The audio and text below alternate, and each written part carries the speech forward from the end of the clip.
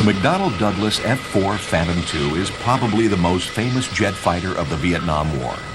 Able to fly combat air patrol and ground strikes with equal command, the F-4 was the only jet fighter to be put into service by the U.S. Air Force, the Marine Corps, and the Navy. During the 1960s and early 70s, many other fighters could match one or two of the F-4's capabilities, but none could do everything as well as the F-4 did.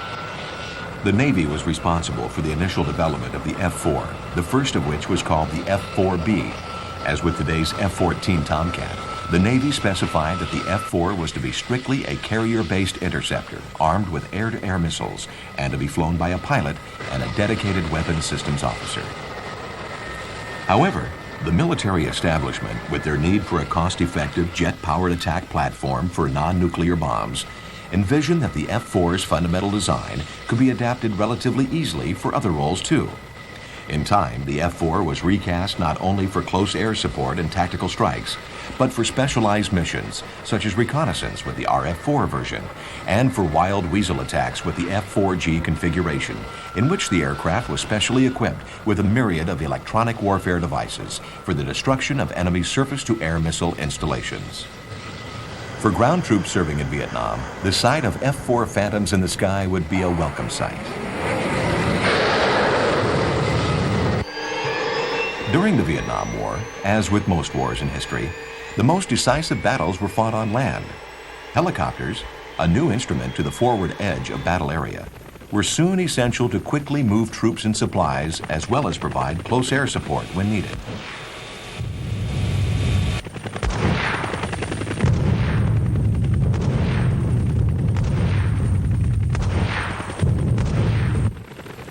In January 1968, the most famous single battle of the Vietnam War began. Known as the Siege of Khe Sanh, it lasted for 66 days. The Khe Sanh Marine Base was strategically located near both the demilitarized zone and the Ho Chi Minh Trail. The North Vietnamese regulars combined forces with Viet Cong guerrillas to cut off the base from reinforcements and attack the Marines until victory was achieved. If the Communists were to defeat the Marines, as they defeated the French forces during the 1954 Battle of Dien Bien Phu, they would have open access to the South for further infiltrations and an eventual all-out invasion. Therefore, to hold on to Khe Sanh was of paramount importance, not only to the Marines stationed there, but also to the future of South Vietnam. F-4 Phantoms from each service were to play a vital role in relieving the base from this crushing siege.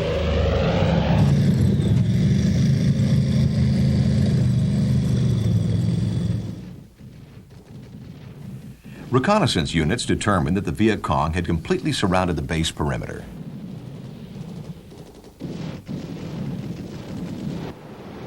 Air Force and Navy F-4s were soon flying to Khe Sanh loaded with missiles, rockets, and bombs.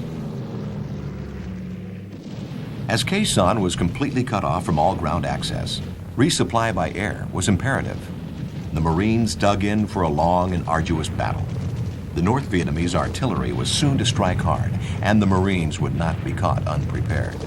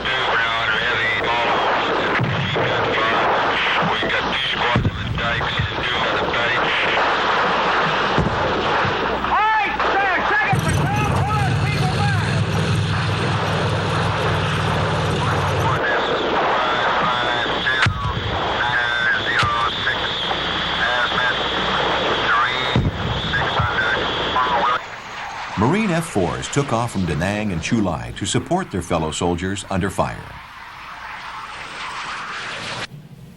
Resupply efforts continued despite the threat of anti-aircraft fire, but it soon became necessary to parachute supplies to the base, as it was too risky for any cargo planes to land.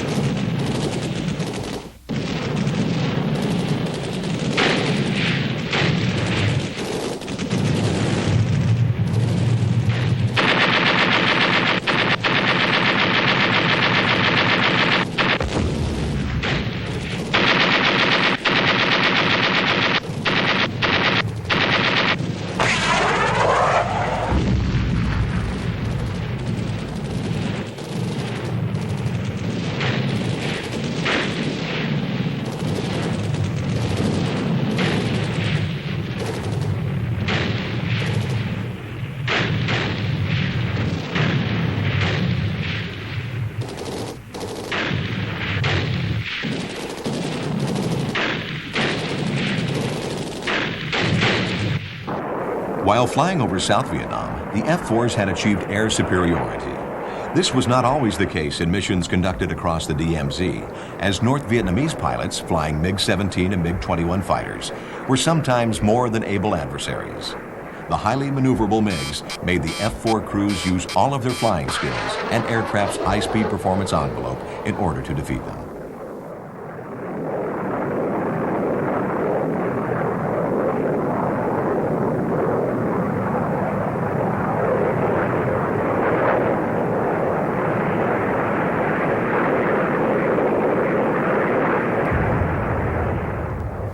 On the average, the F-4 Phantoms enjoyed a kill-to-loss ratio greater than 5-to-1. Their most effective weapons were the AIM-9 Sidewinder heat-seeking missile and the 20mm cannon.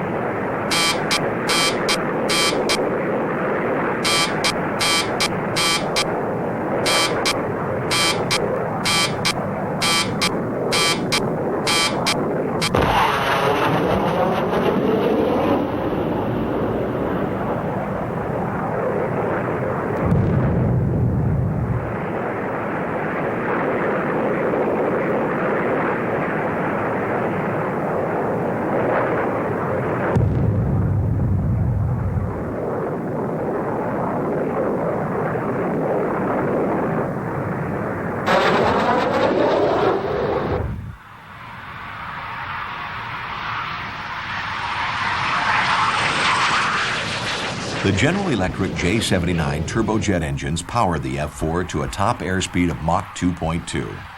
If the F-4 was needed for an extended combat air patrol, fighter escort, or close air support mission, refueling from KC-135 tankers was necessary.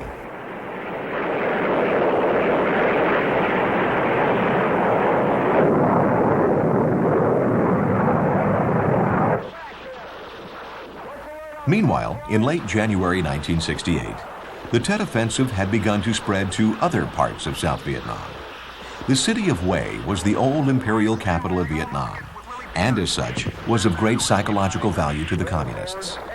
Hue was perhaps the only target in South Vietnam immune from F-4 airstrikes, as the preservation of the ancient city's architecture was of some importance. Therefore, it was necessary for Marine and Army units to fight house by house and block by block to retake it.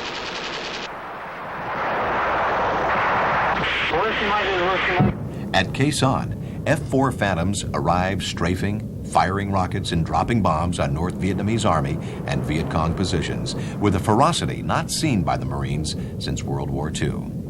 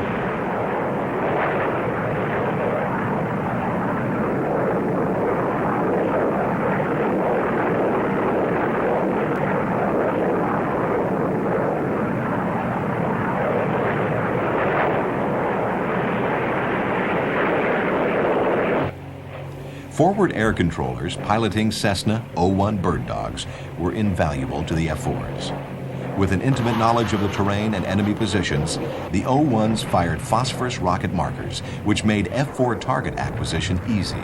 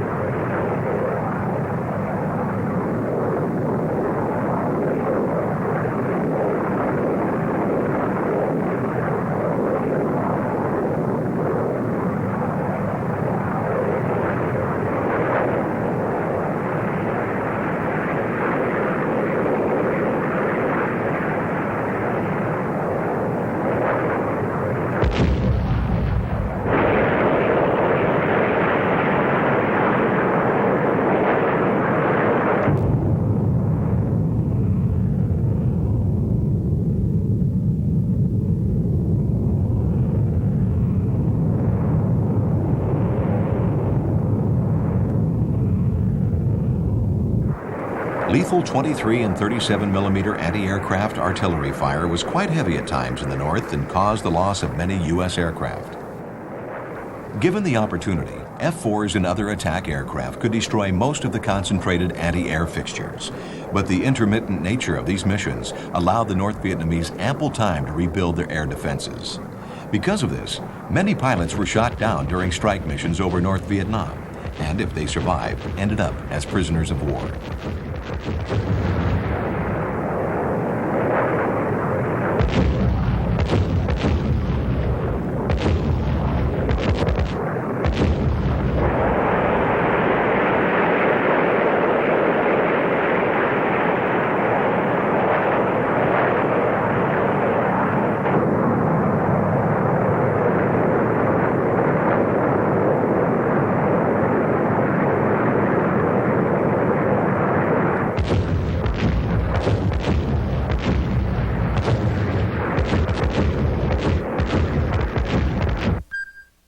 Air-to-ground missiles, such as the TV-guided Walleye, were extremely accurate in attacking targets, like this North Vietnamese bridge.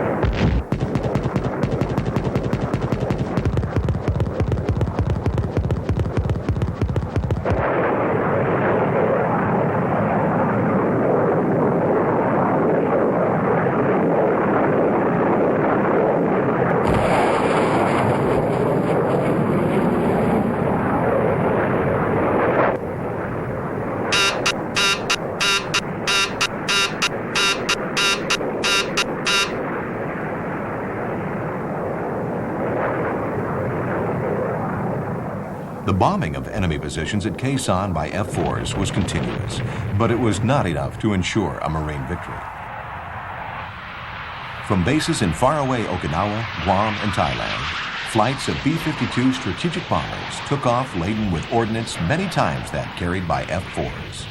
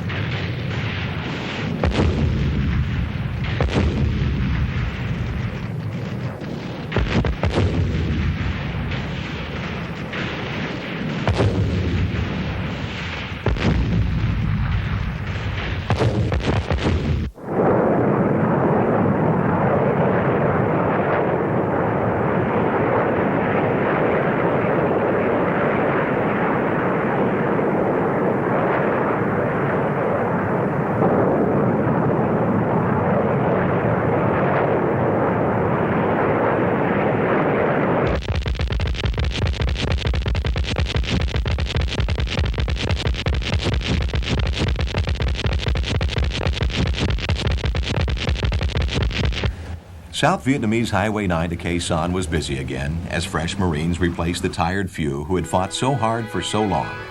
The Marines had lived up to the high standards that they have always set for themselves and had every reason to be proud of what they accomplished. Khe Sanh would continue to serve as a Marine base until they withdrew at the end of U.S. involvement in the war.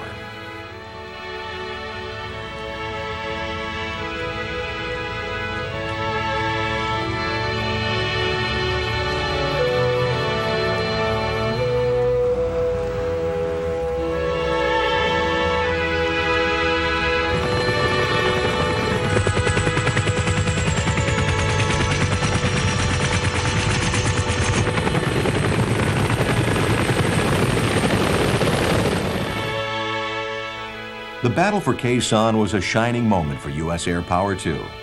The F-4 Phantoms were of crucial importance in achieving this victory. Whether land or carrier-based, flying as an interceptor, strike fighter, reconnaissance aircraft, or wild weasel, the F-4s were effective in every role required of them, and many are still flying today.